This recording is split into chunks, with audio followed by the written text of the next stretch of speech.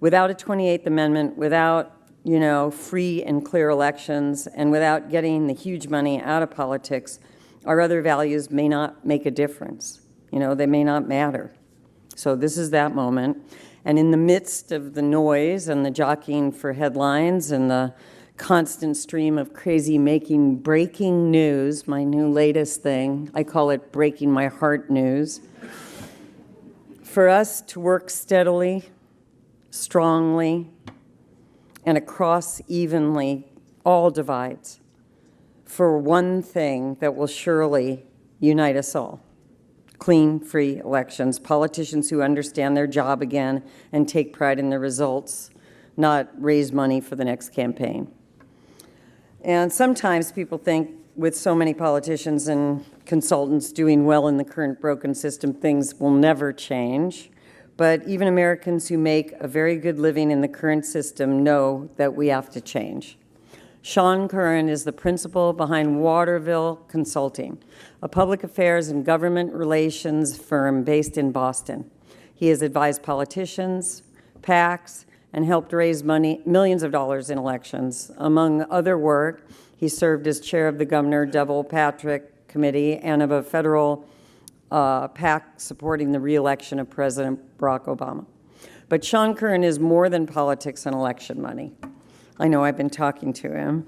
He serves as a campaign co-chair for the Boston Arts Academy, Boston's only public performing visual arts high school, as well as on the boards of Alliance for Business Leadership and Mass Inc., the leading bipartisan public policy think tank in Massachusetts.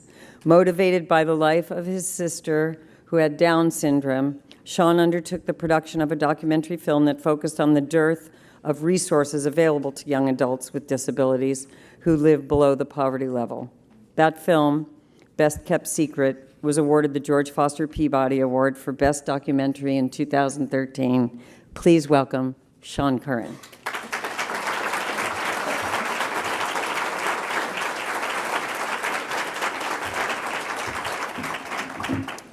Thank you, Deborah.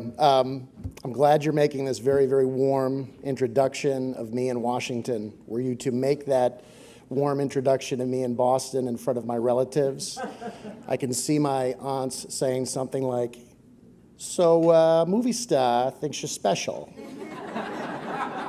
Why don't you get over yourself?"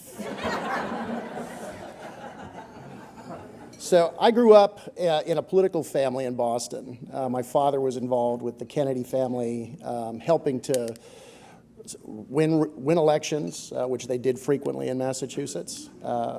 And that is work that I was associated with from an early age. Growing up in Boston, it's a political town. Politics was always something that was romantic to me. But in 25 years of being either a fundraiser in a professional capacity or as a volunteer raising money as chairman of Governor Patrick's Finance Committee or serving on the kitchen cabinets for Joe Kennedy III or Elizabeth Warren, I've gotten to see how this system works and what's broken about it. There are lots of people in this room that I don't need to tell that big money in politics has created an enormous problem in our country. As I think about Citizens United, it's really just an accelerant on a fire that's been raging since the post-Watergate era. When you think about the legislative changes that happened following Watergate, and even further, McCain-Feingold, you've got a lot of pieces of legislation that were well-intended, were heralded, and then subverted almost immediately. Loopholes that were either found or created, in some cases, written to be loopholes, were exploited. And big money has always found a way into our politics, sadly. And what's the result? We've got major problems in our country. If you think about income inequality just in and of itself, we have a situation in America where the poor, who have always been in bad shape, are in worse shape than we've ever seen. And we've got a middle class that's one paycheck away from being poor and deeply anxious about it.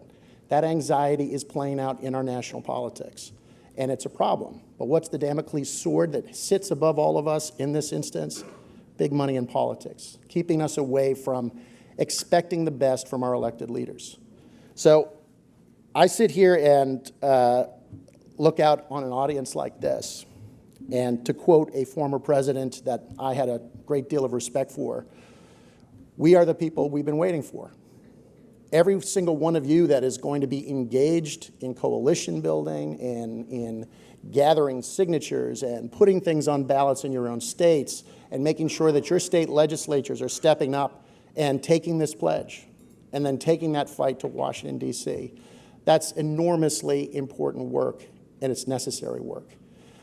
Last night, I talked to Jeff a little bit about the fact that it seems like a hugely daunting task to get a constitutional amendment passed in this era. But he said to me, and this gives me a little hope, that there's been other times in American history when we've been in a crisis period, and we've been able to go ahead and pass those amendments to the Constitution. We must do this. I have not seen our country in worse shape. I'm 49 years old.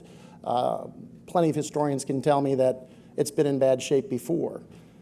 But it feels terrible right now because we've got so many people suffering. It's not just income inequality, but it's the opioid crisis and a public policy construct that actually supports those who are promulgating this particular crisis that's impacting communities all over the country, including my own in Boston. So I want to thank each and every single one of you for being here, for being the citizens that you are. You've got to be citizen warriors now. It is important for us to win this fight and bring this fight very directly to the Congress and very directly to each and every one of our states. I think this will be the thing that defines most of your lives, frankly, if we're able to get this accomplished, because you will have done something for democracy in the United States that will forever change it. So with that, I want to thank you all for being here at this conference. This work is very, very important. I want to thank American Promise for asking me to be a part of this. Jeff is irresistible, and I intend to be involved with this going forward in any way that I can be involved. So thank you all very much, and have a great, great conference.